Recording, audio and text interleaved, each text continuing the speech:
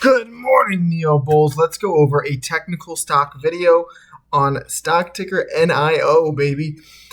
We are going to be going over the daily chart and how from this descending channel you are at the breakout or you are on the cusp of doing so.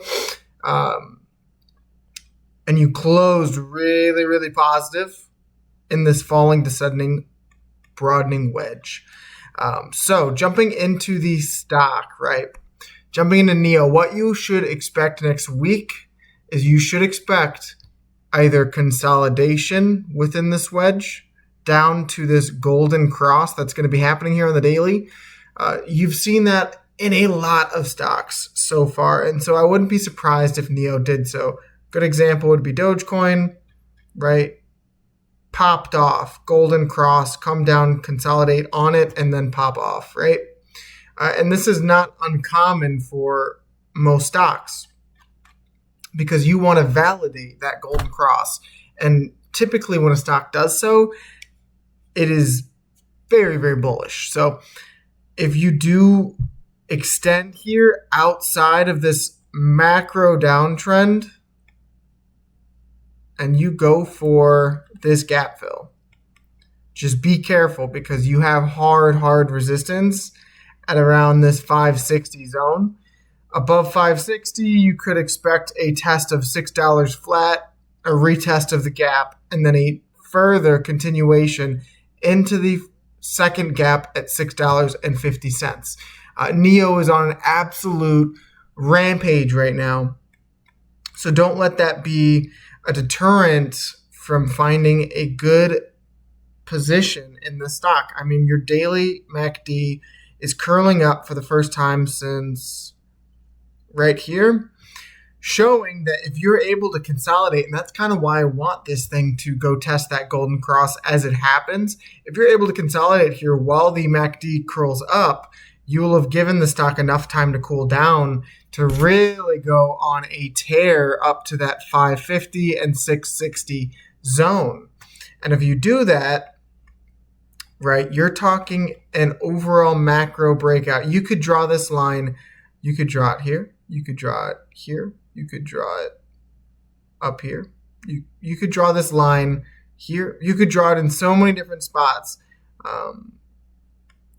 But I prefer to have drawn this line from the original boink, boink, and then all the other taps are just part of this trend, right?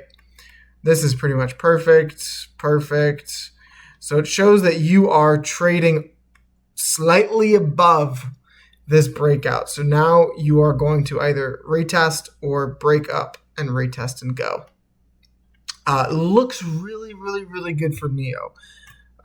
Let's get into the 4 hour here.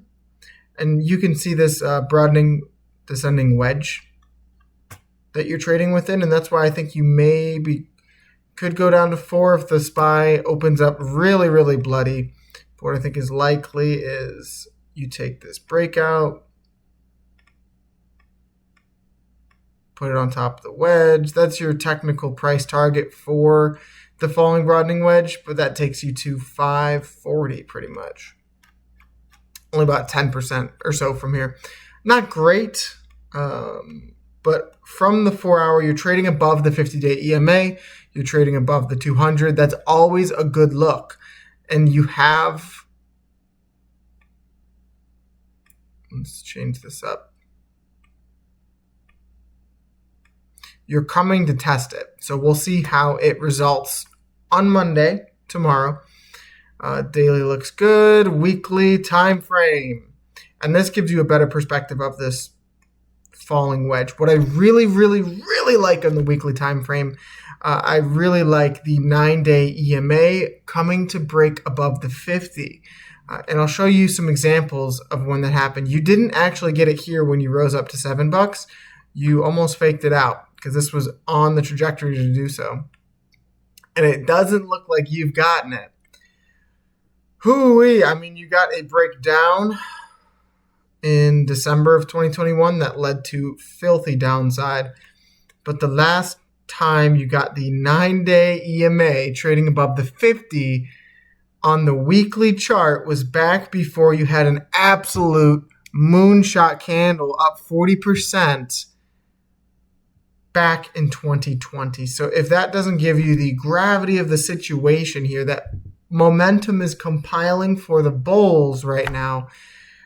If you're able to pull this off, you should expect, in my opinion, those two gap fills, just based off of how the chart has treated this indicator historically across above the two, and then an even more violent move when the 9-day EMA crossed above the 200, right? You saw a 35% move into a 60% move back-to-back trading weeks. Now, since you've filled that gap, right?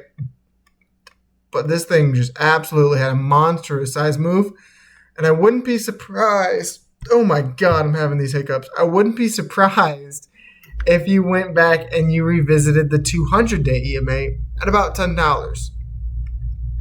That would be insane and very, very disgusting. Just something to note and something to be careful for is this hanging man candle on the weekly. Hanging man candles typically are your top patterns. Let me see if you have any of them in this chart on the weekly to see if it has had that happen before. You could, that is a hanging man candle. Rallied since.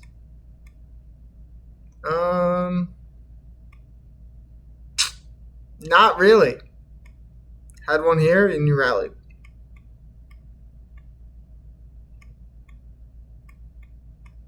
Had one here and you rallied. So honestly, on this chart, it's almost been more of a good thing. So we'll see what happens. Definite consolidation, and I like to see that you had a solid ramp up in bullish volume into the peak, and then you had a ramp down during the consolidation period. For me, that speaks and that paints the picture of further upside, but we will have to see on Nio. Nothing is given. The fundamentals of this company are not secure, and that's what makes this such a risky asset trade.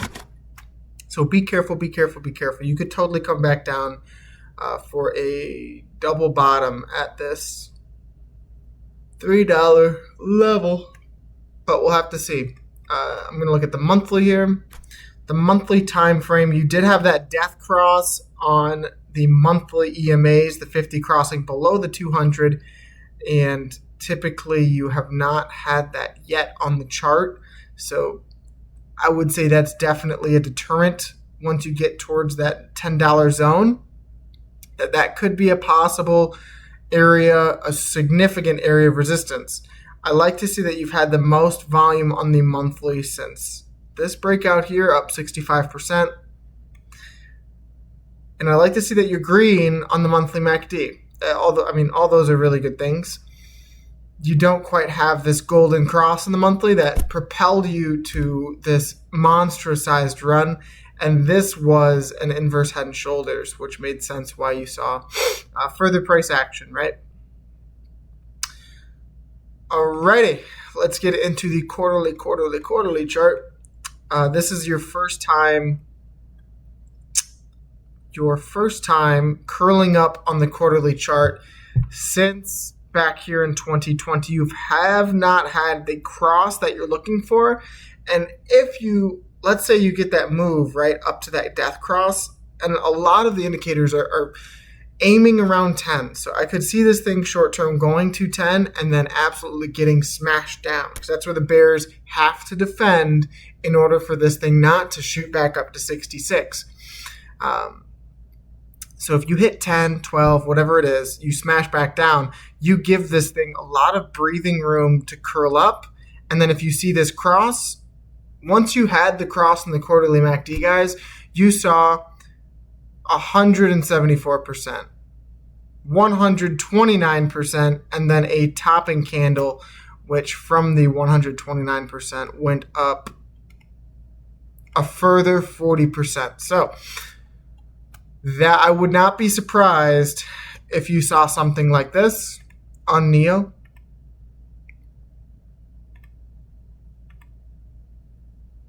I mean, that's your picture perfect Carvana-esque recovery play with this retest of the previous resistance and the previous support, previous resistance and previous resistance.